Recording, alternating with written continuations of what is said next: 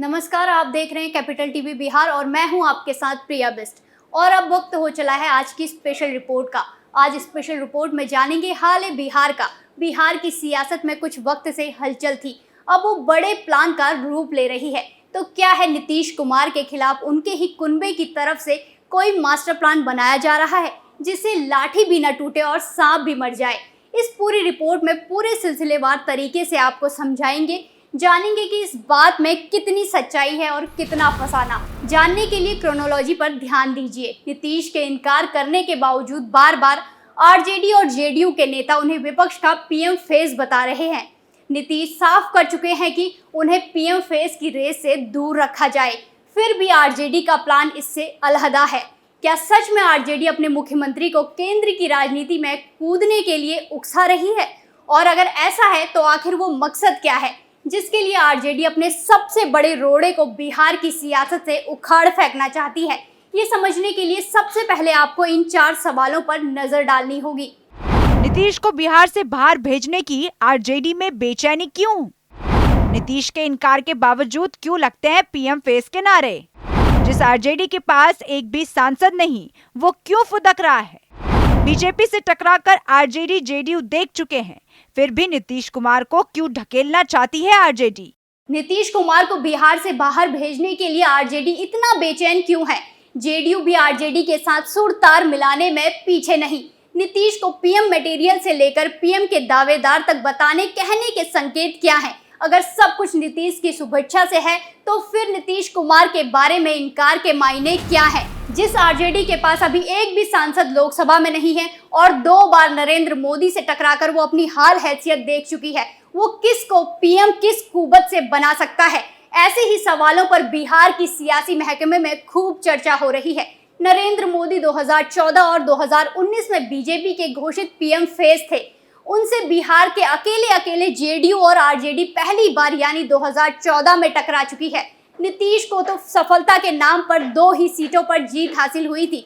RJD ने जरूर JDU पर अपनी दबंगई दिखाई और उसे 40 में से 4 सीटें आ गई। आज बिहार की सत्ता की सिरमौर बने दोनों दल आरजेडी और जेडीयू से तो सफल रामविलास पासवान की तत्कालीन लोजपा रही, जिसने बीजेपी की उंगली पकड़कर 6 सीटें जीतने में कामयाबी हासिल की थी। उनका सक्सेस रेट बीजेपी से ज्यादा था। बीजेपी ने 30 सीटों पर उम्मीदवार उतारकर 22 सीटें जीती, तो 7 सीटों पर कैंडिडेट देकर 6 सीटें लोजपा ने झटकी थी। उपेंद्र कुशवाहा की तत्कालीन रालोसपा ने भी 3 में से 3 सीटें जीतकर नीतीश को बता दिया था कि आपसे हम औकात में आगे हैं। हालांकि लोजपा और रालोसपा की कामयाबी के पीछे बीजेपी का समर्थन था, जिसने नरेंद्र मोदी के चेहरे पर चुनाव लड़ा। बीजेपी से सटने पर 2019 में चमका नीतीश का चेहरा। बिहार की सियासत में नीतीश का नया खेला।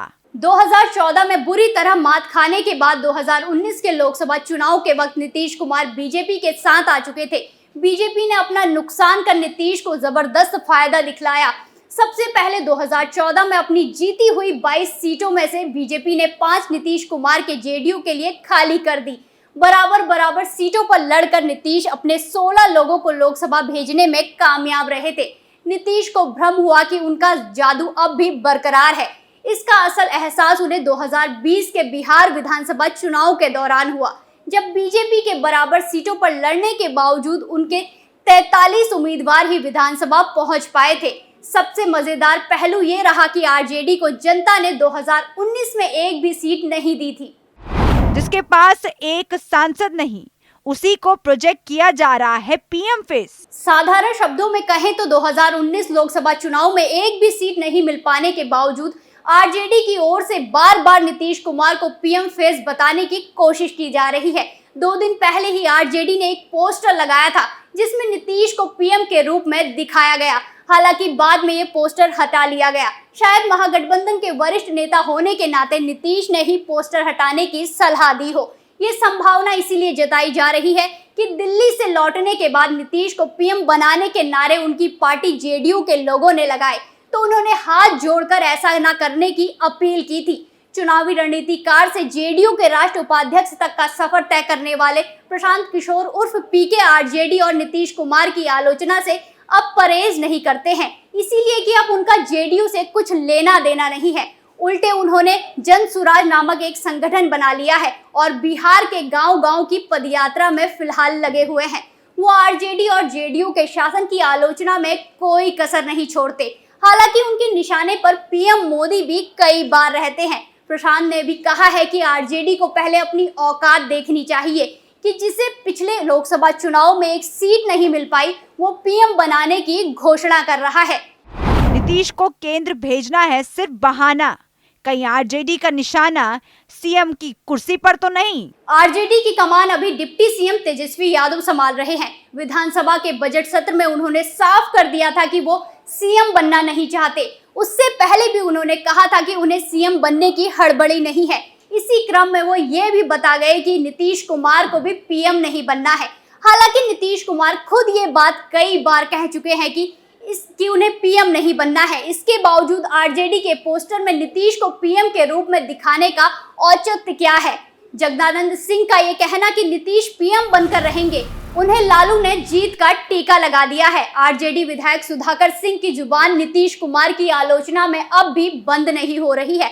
इससे एक ही बात स्पष्ट होती है कि विपक्षी एकता के बहाने नीतीश कुमार को जल्द ही बिहार से बाहर का रास्ता दिखाया जाए ताकि तेजस्वी को उनकी कुर्सी मिल जाए। तेजस्वी भी नीतीश कुमार की विपक्षी एकता की मुहिम में न सिर्फ उनका साथ दे रहे हैं बल्कि उनका काम भी आसान करने में लगे हैं। वैसे नीतीश राजनीति के कच्चे खिलाड़ी नहीं हैं। उन्होंने पहले ही 2025 तक अपनी कुर्सी सुरक्षित रखने का ऐलान कर दिया है।